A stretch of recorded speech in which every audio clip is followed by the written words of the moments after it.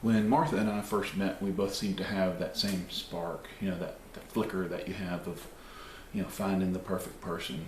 Um, it's something special. And I remember when we were dating, we would be driving around to go out, to dinner or somewhere, and I would hear her just, singing real lightly, just inaudibly, um, singing along to the radio.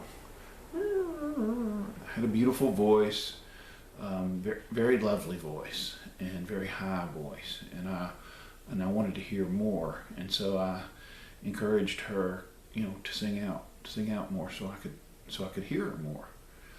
And we both loved music, and we talked a lot about music, and she was interested in learning, you know, about songwriting and performing from me, and as we continued to get to know one another, I just noticed that she had a lot of self-doubt, a lot of self-criticism, a lot of, I could never do that kind of thing when I talked to her about singing and all. I said, sure you could, yeah, absolutely, you're awesome. Let me hear you, let's do it. And she just didn't seem to have very much confidence in herself. And what I saw was, this beautiful, attractive woman who was amazing, who shared her love unconditionally, who was just very giving and very non-judgmental. She was beautiful, and she was full of smiles and happiness and creativity, much like I was, except for the beautiful part. So anyway, after that self-flagellation period, I guess, I said to her one evening, I said, if you could only see in yourself what I see you, if you could look at yourself and see yourself the way that I see you, you wouldn't judge yourself so harshly. And then I said, use me as your mirror. And it just kind of fell out like that. And I wrote that down. Hey, great name for a song. It was interesting that this song was kind of a song to her, about her. And a few weeks later, we were recording, the scratch tracks at home on a little recorder and having fun and getting to know each other. And it happened. And life interrupted our creativity.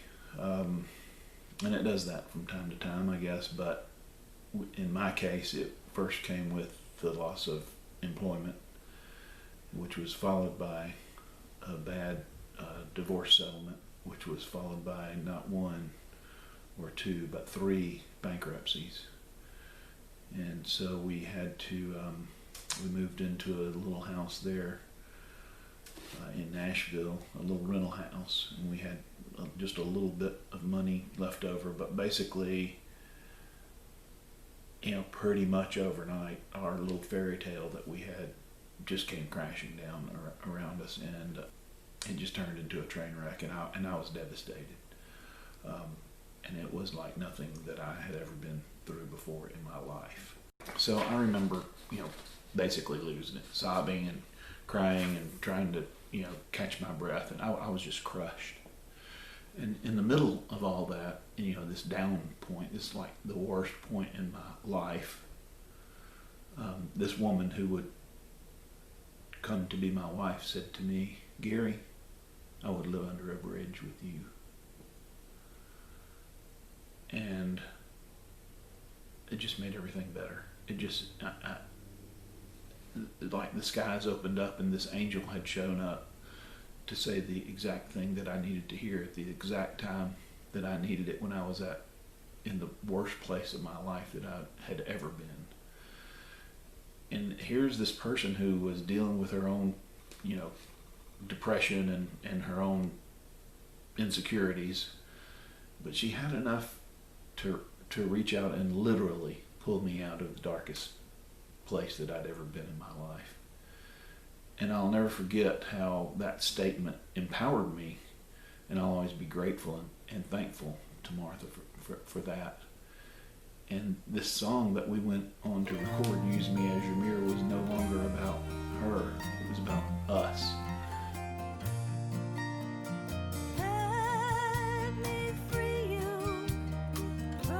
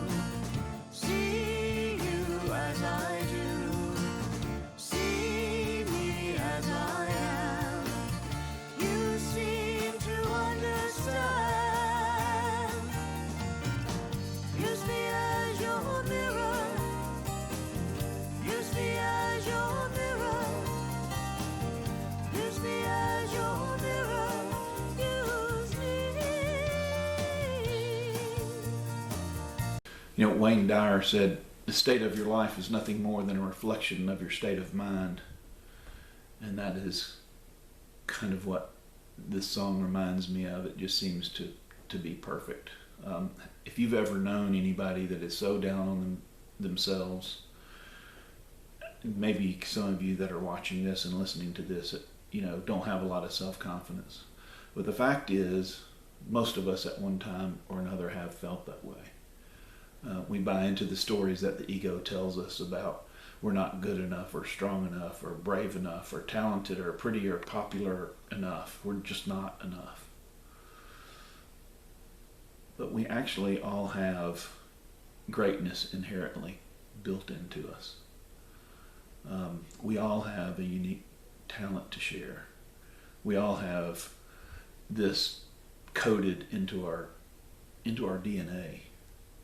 And we can choose to embrace that and allow it to shine through, or we can allow the ego to sabotage it. The real message behind Use Me as Your Mirror is one of perception and love and our ability to help others see what they have difficulty seeing in themselves. That we all have greatness, beauty, and creativity to share, and we have genius to share.